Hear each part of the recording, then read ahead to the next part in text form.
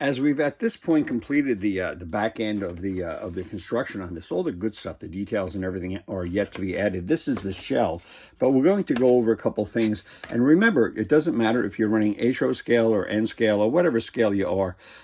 Many of these things apply.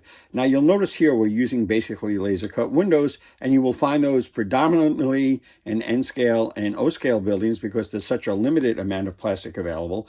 And of course, a lot of our windows, even in HO, are laser cut because we don't want to use cookie cutter windows that you can just buy through Walters from any one of a number of distributors.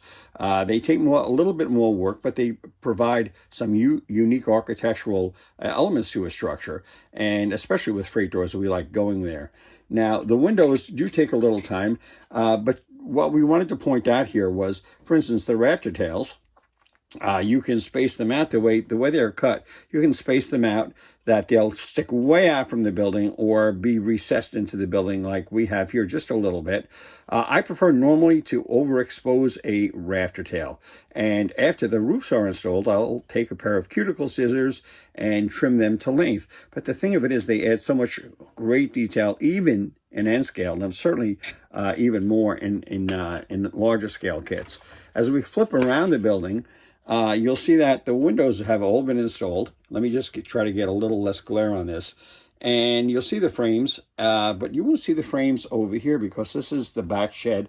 And I'm kind of tinkering with the idea of leaving no frames on these to give it more of a utility look as opposed to a mainstream look like the main building would have. And here again, you can see the construction of how this building was done. And this was a complicated building compared to most because it did not have 4 90-degree wall junctions. So it is not a square building. It is something of a trapezoid.